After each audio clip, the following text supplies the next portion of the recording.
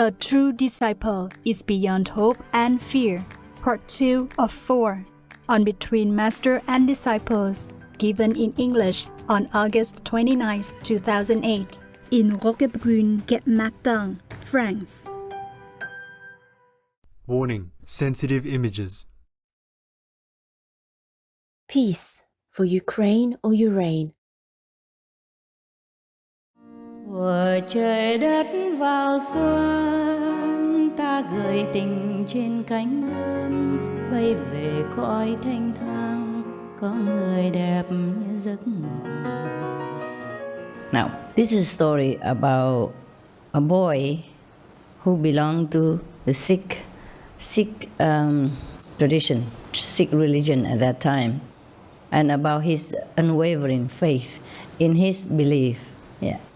As you know, many of the Sikh gurus had been persecuted, yes, by whatever government at that time, because of course, misunderstanding, or maybe because of the zealousness of the established religious order at that time. Okay, so they persecuted them a lot, and their disciples also. And some disciples even had to use arms to protect their family and all that. Just like the late Islam or similar, it was a very bad thing that happened to them. Now, this is a story about the boy who believed in Sikhism at that time, and in his gurus. In India, in the time of King Farrukhsiyar, the king was fighting against the Sikhs of the Punjab. I told you, the king either belonged to one religion or another. And then if somebody preached something else and not from the book, then the king thought that he had the right to destroy that infidel, you know, who didn't believe what he believed. Yes, it happened all the time. And it was a very sad affair because everybody thought they believe in God, nah? But then in the name of God, they were killing each other. I mean, at those times, yeah. Everyone who fought with each other for religious beliefs, they did that often because the same God. You know, the same apple pie. It's just the one bakes it and eats it, and the other one recites the recipe all day long, and then fighting against the one who can taste the apple pie because he has never tasted it before. That's why it is. All right. So King Farrukhsiyar was fighting against the Sikhs of the Punjab, hoping to be able to rid his kingdom of them altogether. Can you believe that? He wanted to really get rid of all of them. So to his army and even to all others, he had issued orders that every Sikh that could be captured should at once be beheaded. Oh, you see how brutal it was. Just in the name of religion. And of course the king, he was powerful. Huh? The king was the one who could chop your head anytime he wanted to, in those times, yes. So if the king was not enlightened, and he was also like a fanatic, then of course, wow, you can imagine how difficult it was for the Sikh gurus and their disciples to be able to survive at that time, yeah? But faith always prevails. And no matter how difficult, people have always believed and followed those masters, Sikh or Jesus or Prophet Muhammad, peace be upon him, Buddha, etc. Nothing can stop them. Nothing. So the king offered a reward of 200 rupees to each and every one who brought in the head of a Sikh. Oh, terrible. Yeah. This was like the witch hunts in medieval times. This was very dangerous because you could just behead anybody if you wanted to and bring the head to the king and say, here's a Sikh. How can you prove it also, you know? Of course, the Sikhs at that time, they have their marks. Nah? They have a bangle, and they have a comb, and they have a turban, and they have shorts. I don't know what else, I forget. 5 things they have. A sword. A sword as well? Yes. Yeah? Okay, and what else? Yeah, that's it, huh? A bangle? A turban? A comb? Short pants, yeah? And a sword. A sword, I guess because at that time they have to defend themselves somehow. Not like they intended to kill anybody, but just, like I also have weapons, so think twice before you kill me. Something like that. Or think twice before you hurt me. I guess just for self-defense, okay. The same with the time of Prophet Muhammad, peace be upon him. The Prophet never preached to his disciples to go out and fight anybody. Yeah. But they just have to defend their kids and kin, And they just have to have something to show to the enemies. At least I have also. So one of us is going to get hurt, Maybe I get hurt, but you also will get hurt. So, maybe leave us alone, something like that. Or they were hoping. They were hoping.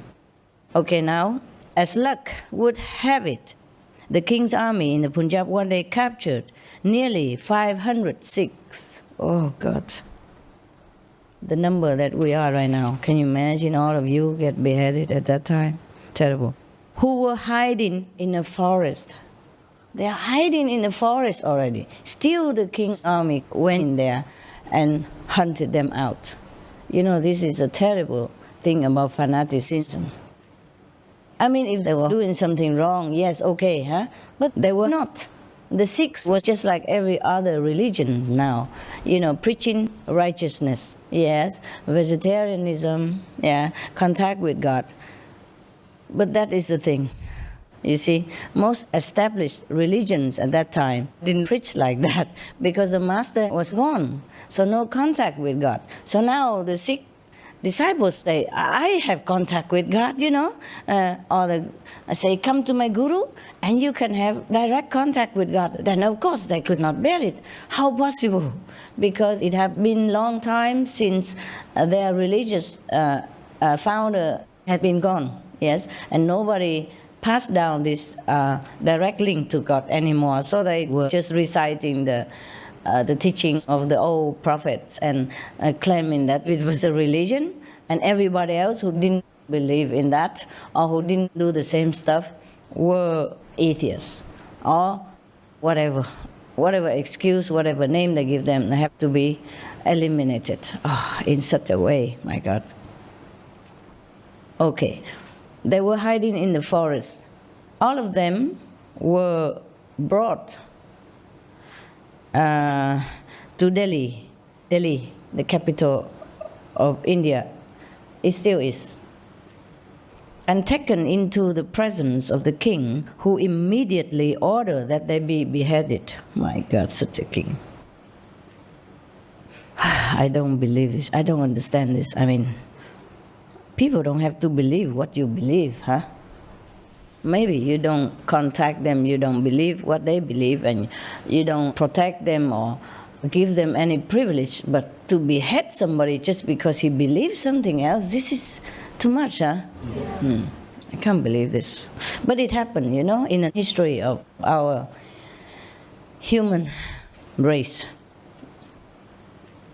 In the group of prisoners, there was a small Sikh boy who was the only male child in his entire family. You know how important it is for them. The male, to carry on the family bloodline. Yes, so he was the only one in the family. His mother had followed the prisoners to Delhi. She had not been captured, I guess. Yeah, they captured everybody and the boy, but not the mother of the boy. And had gone in tears to the wife of the vizier, begging her to persuade her husband to plead with the king to spare her child's life. So this mother even knew the wife of the vizier. Vizier, I guess, like the prime minister. Yes.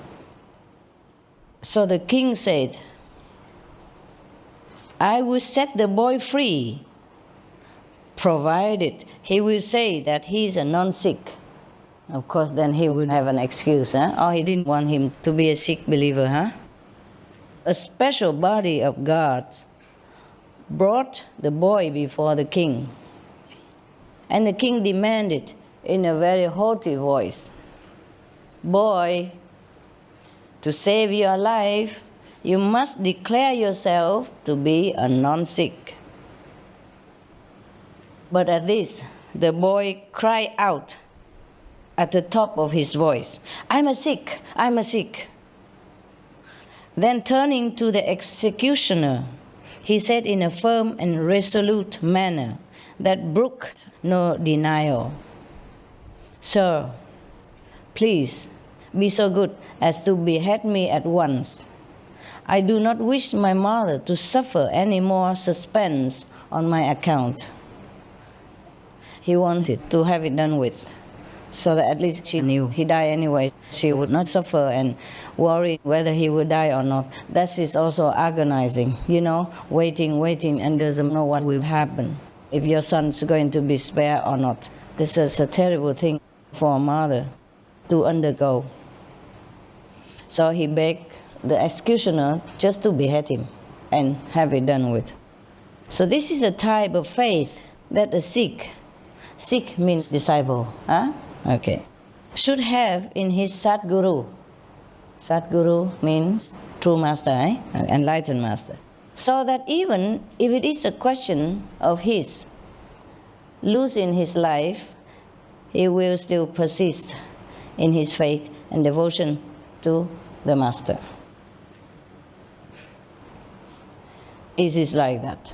And Guru Nanak said something like, "A true disciple is without hope or fear. He who has no fear of death is a disciple perfectly harmonized." Yes. Well, it's easy to say. But when it comes to life and death, we sometimes shock ourselves, out of thinking whether or not we should go like that. When Jesus was captured by the Romans, one of his disciples denied him 3 times. I don't know why he denied him. It's just the nature of human beings. When he was suddenly confronted with something that was going to annihilate the so-called existence that he knew, even though such a disciple like Peter should have known better. Maybe he denied it so that he did not have to bear witness against Jesus as well. Maybe he was not fearing for his life, But if the Romans heard, "Oh, I know this man," then maybe he would have to testify, "Okay, he's the master, the so-called master that you want to catch." So he rather tell a small lie, "I don't know him," then later deny that he is a master, or tell the truth and endanger his master's life. So I don't think that Peter really feared for his own life. I think he feared for his master's life. And in that situation, he rather tell a little lie, a white lie, to save him, instead of having to tell the truth and harm his master. I think that's what it was. Wouldn't you say? Yes. Yeah. I don't think a disciple with St. Peter's status would fear for his life. Don't you? No. Okay, that's it for now. Any questions about this? No? No. Okay, so now good. Then you meditate, okay? And a lot of candies and cakes here. If you want to take some later. I look already. Right, meditate. I go downstairs, meditate with the people downstairs. Since you have seen me already, I go let them see me, okay? Thuở trời đất vào xuân, tình yêu vỡ lòng trên giấy mới, lời thơ phơi phới bay về Vũ Sơn và lòng như cháy hồn.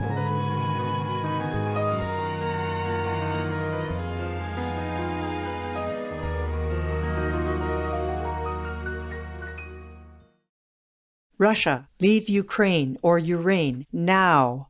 Peace be with you too. Most people talk about the physical health benefits of a plant-based diet, but to me, the much greater impact was the effect on my mental, emotional, and spiritual health.